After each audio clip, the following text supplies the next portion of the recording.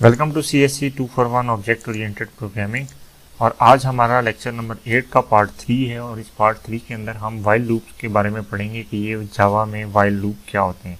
तो आज के हमारे लेक्चर के जो ऑब्जेक्टिव्स हैं वो यही हैं कि हम ये देखें कि जावा में वाइल लूप क्या होता है।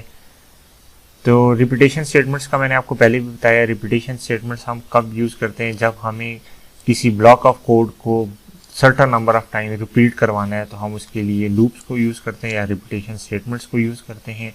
फॉर एग्जांपल कि अगर आपने किसी प्रोग्राम को या किसी ब्लॉक ऑफ कोड को या किसी मैसेज को 100 टाइम प्रिंट करवाना है यूज़र के लिए, तो बजाय इसके कि आप उसको 100 दफ़ा लिखें, आप उस मैसेज को एक दफ़ा लिखें और उसे 100 दफ़ा प्रिंट यूज़ कर लें या 100 टाइम जो है ना उसको कॉल कर लें। तो ये चीज़ आपकी लूप्स कहलाती है। 3 टाइप्स के लूप हैं जावा में, फॉर लूप है, वाइल लूप है और डू वाइल लूप है। और आज हम पढ़ेंगे वाइल लूप के बारे में। वाइल लूप आपका कोड उस टाइम तक चलाते रहते हैं जब तक कि कोई कंडीशन जो है ना वो आपकी मैच नहीं हो जाती। वो कंडीशन आपका कोई नंबर भी हो सकता है कि वो आपने अचीव कर लिया, वो कोई कंडीशन कोई इनपुट भी हो सकती है कि जब तक कोई खास किस्म की इनपुट ना आए आप चाह रहे हैं कि आपका वाइल लूप एग्जीक्यूट होता रहे। तो वाइल लूप के लिए आप जो सिंटैक्स है ये आपके सामने लिखा हुआ है कि ये आप वाइल का कीवर्ड यूज़ करते हैं और पैरेंथेसिस के अंदर जो कंडीशन आपने लगानी है वो आप लगाते हैं। अगर ये कंडीशन ट्रू होगी तो ये लूप की बॉडी एग्जीक्यूट होगी और ये उस टाइम तक एग्जीक्यूट होती रहेगी जब तक ये कंडीशन ट्रू है। जैसे ये कंडीशन फॉल्स होगी ये लूप की बॉडी टर्मिनेट कर जाएगी। तो यहाँ पे इसकी एक्सप्लेनेशन लिखी हुई है कि यहाँ वाइल लूप जो है ये टेक्स्ट एक्सप्रेशन को इवेलुएट करता रहता है जो पैरेंथेसिस के अंदर लिखी हुई है। अगर टेक्स्ट एक्सप्रेशन ट्रू होगी तो जो बॉडी के अंदर कोड लिखा हुआ है वो एग्जीक्यूट होगा और ये अगर और दोबारा जो टेस्ट एक्सप्रेशन है इसको अपडेट किया जाएगा। और अगर दोबारा ये टेस्ट एक्सप्रेशन ट्रू हुई तो ये अगेन एग्जीक्यूट होगा और टेस्ट एक्सप्रेशन अपडेट होगी और हर अपडेट के बाद ये टेस्ट एक्सप्रेशन चेक होती रहेगी और अगर ये ट्रू होगी तो ये कोड एग्जीक्यूट होता रहेगा। जैसे ही ये टेस्ट एक्सप्रेशन आपकी फॉल्स होगी तो आपका लूप स्टॉप हो जाएगा।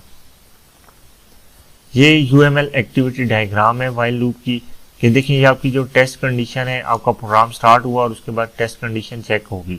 अगर ये ट्रू है तो लूप की बॉडी एग्जीक्यूट होगी और दोबारा ये कंडीशन आपकी चेक होगी। अगर ये ट्रू है तो अगेन ये एग्जीक्यूट होगी और अगेन आपकी ये टेस्ट एक्सप्रेशन कंडीशन जो है ये चेक होगी।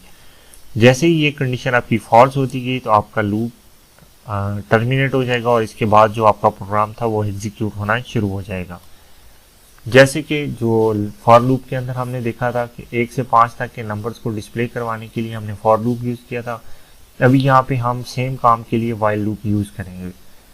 तो वाइल लूप के अंदर आपने सबसे पहले इनिशियल कंडीशन बता दी कि आपके नंबर 1 से स्टार्ट होंगे और आपने इसमें फाइनल कंडीशन बता दी कि ये 5 तक जाएंगे और ये आपने टेस्ट एक्सप्रेशन लगा दी कि जब तक आपके पास i की वैल्यू n से लेस देन होगी तब तक ये जो है ना इसको इवेलुएट करता रहे और यहाँ पे आपने उस i को प्रिंट करवा दिया और उसके बाद जिस टाइम पे प्रिंट करवा दिया आपने i को अपडेट करवा दिया या अपडेट एक्सप्रेशन है ये आपकी। तो अब होगा क्या, देखिए कि फर्स्ट स्टेप के अंदर i की वैल्यू 1 है, n की वैल्यू 5 है, कंडीशन आपकी ट्रू है तो 1 प्रिंट हो जाएगा और i की वैल्यू 2 हो जाएगी। तो ये आउटपुट आपको 1 मिलेगी और i की वैल्यू यहाँ पे हो जाएगी 2। अब 2 स्टिल लेस देन n है तो i की वैल्यू 2 प्रिंट हो जाएगी और i की वैल्यू 3 हो जाएगी। 3 लेस देन n है, अगेन आपके पास 3 लेस देन n है तो 3 प्रिंट हो जाएगा, 2 पहले प्रिंट हो चुका है और उसके बाद i की वैल्यू आपके पास 4 हो जाएगी। 4 लेस देन n है तो 4 प्रिंट हो जाएगा, i की वैल्यू आपके पास 5 हो जाएगी। 5 लेस देन और इक्वल टू 5 है तो 5 भी आपका प्रिंट हो जाएगा और जब जैसे ही i की वैल्यू 6 हो जाएगी तो अब ये कंडीशन फॉल्स हो गई और आपका ये प्रोग्राम टर्मिनेट हो जाएगा।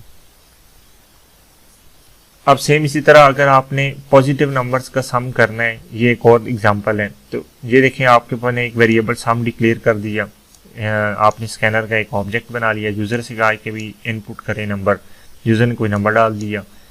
अब आपने कहा है कि अगर ये नंबर 0 से ग्रेटर देन है तो सम के अंदर इस नंबर को ऐड कर दो और उसके बाद यूज़र से पूछ लो कि भाई आप दोबारा नंबर एंटर करो और उसके बाद यूज़र जो भी नंबर एंटर करे उसे नंबर में डाल दो और अगर वो नंबर अगेन ग्रेटर देन 0 हुआ तो वो सम में आ जाएगा। यूज़र से फिर आप नंबर पूछ लेंगे, अगेन अगर नंबर ग्रेटर देन होगा 0 से तो वो ये लूप चलता रहेगा और जैसे ही यूज़र कोई नेगेटिव नंबर एंटर करेगा तो ये लूप टर्मिनेट हो जाएगा और सम के अंदर जो भी वैल्यू स्टोर थी आपकी वो आपको डिस्प्ले हो जाएगी और इनपुट आपकी क्लोज हो जाएगी। जैसे कि देखें पहली आइट्रेशन यहाँ पे ये चीज़ पूछी आपने यहाँ पे, फिर उसके बाद यूज़र ने 25 यहाँ पे एंटर किया।